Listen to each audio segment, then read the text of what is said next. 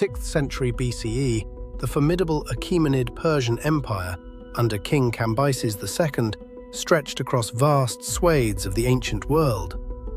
Their dominion extended from what is now Turkey to India, and their gaze then turned to the rich lands of Egypt, recently brought under Persian rule.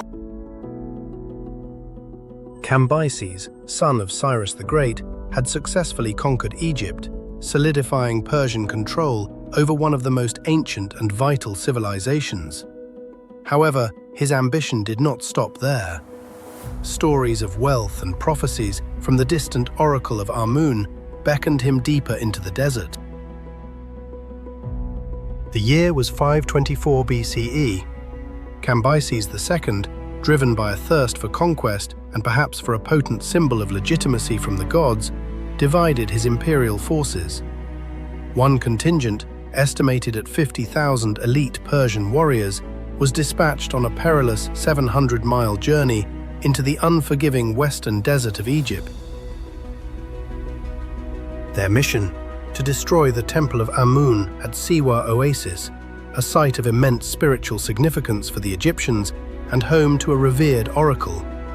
This audacious act would be a deliberate challenge to Egyptian religious authority, consolidating Persian dominance and breaking the morale of the conquered people. The journey itself was formidable. From Thebes, this massive army would have had to traverse hundreds of miles of parched, hostile terrain. Logistically, such an expedition would demand immense planning for water, food, and supplies. Yet Cambyses, seemingly overconfident, pressed on into the unknown. According to the Greek historian Herodotus, a sandstorm of unprecedented ferocity descended upon the army after 7 days of march. An immense wall of sand, he vividly wrote, rose from the desert floor, thick and suffocating, completely engulfing the entire contingent without warning. The storm, described by Herodotus as an act of divine retribution from the outraged Egyptian gods, was said to have completely buried the army. Not a single man survived to tell the tale of the harrowing event, and the vast desert simply swallowed them whole, leaving no visible trace of their passage. For centuries, the captivating story of Cambyses' lost army was considered a legend, a cautionary tale passed down through ancient texts. Yet, the complete absence of any physical evidence continued to fuel intense speculation and intrigue among historians and archaeologists alike, creating a lasting enigma. The oral traditions of the Bedouin, the desert nomads who intimately understand this landscape, often speak of ancient armies lost to the sands. These vivid accounts, while not historical records, underscore the perilous nature of desert travel and the sudden, unforgiving power of its volatile elements. Modern archaeological expeditions, equipped with advanced technology like satellite imagery and ground-penetrating radar, have tirelessly attempted to locate the fabled lost army. The sheer vastness of the western desert, however, presents an unparalleled challenge, often concealing its many secrets beneath ever-shifting dunes.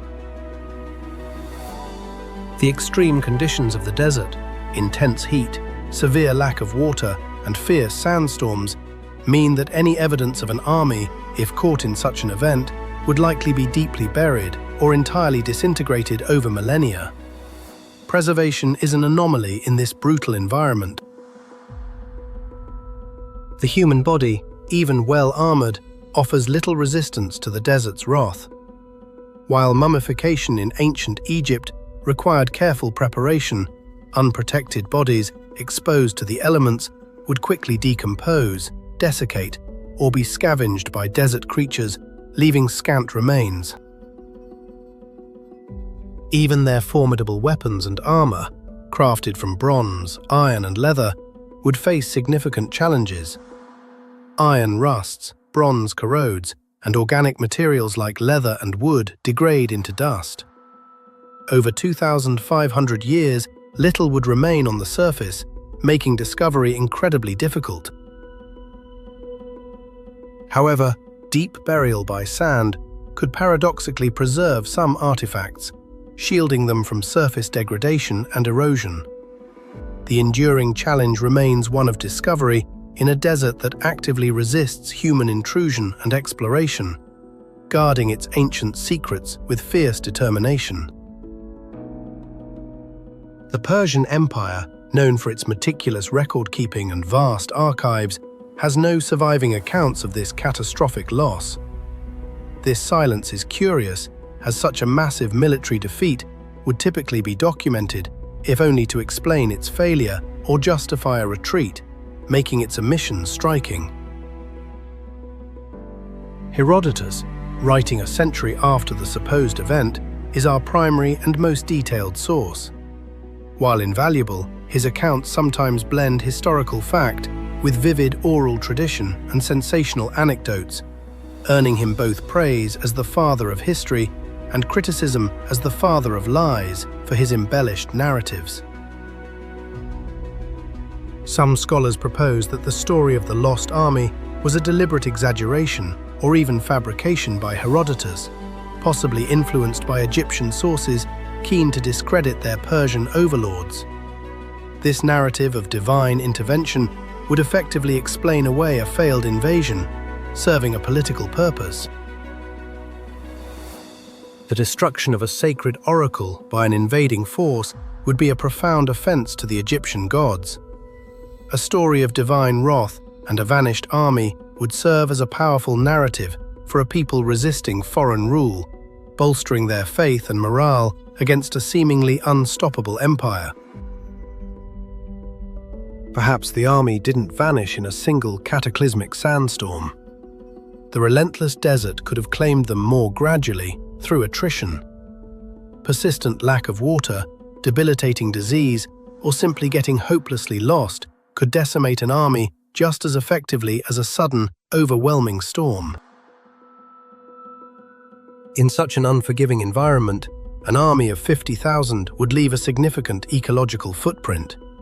Their passage would quickly deplete crucial water sources and trample scarce vegetation, further exacerbating their plight and effectively turning the very land against them, hastening their demise. Dehydration leads to severe disorientation, poor judgment, and eventually physical collapse. A massive army, spread out over miles across the vast desert, could easily lose cohesion and simply fall apart, with individuals succumbing to the heat and thirst rather than a single dramatic event. The sheer scale and dynamic nature of the Western Desert makes finding a lost army of any size an extraordinary task. It's a vast, shifting landscape where ancient landmarks vanish and reappear with the seasons, making precise navigation incredibly difficult, even for modern explorers equipped with GPS. Even if the army was indeed buried by a monumental sandstorm, the very nature of desert dunes means they are constantly in flux. What is buried deeply today might be partially revealed a century later, only to be reburied again by the ceaseless movement of the sands. Technological advancements, particularly in remote sensing and ground-penetrating radar, offer new hope in this elusive quest. These non-invasive tools can scan beneath the surface without disruptive excavation, potentially revealing anomalies that could indicate buried structures or artifacts, hinting at the army's resting place. Every small discovery, every ancient shard or faint imprint discovered in the sand provides another intriguing piece of the puzzle. The ongoing search for the lost army of Cambyses continues to capture the imagination, merging rigorous historical inquiry with thrilling modern exploration techniques in a timeless landscape. Whether lost to a cataclysmic storm, scattered by the desert's harsh realities, or simply a story amplified by time and legend, the ultimate fate of Cambyses' 50,000 men remains one of history's most enduring and captivating enigmas, inspiring continued fascination and debate. The desert, a timeless and indifferent witness, holds its ancient secrets close, buried beneath its shifting sands. It starkly reminds us that even the most powerful empires and their vast armies can be humbled, erased entirely by the silent, relentless force of nature. Their story whispers in the wind,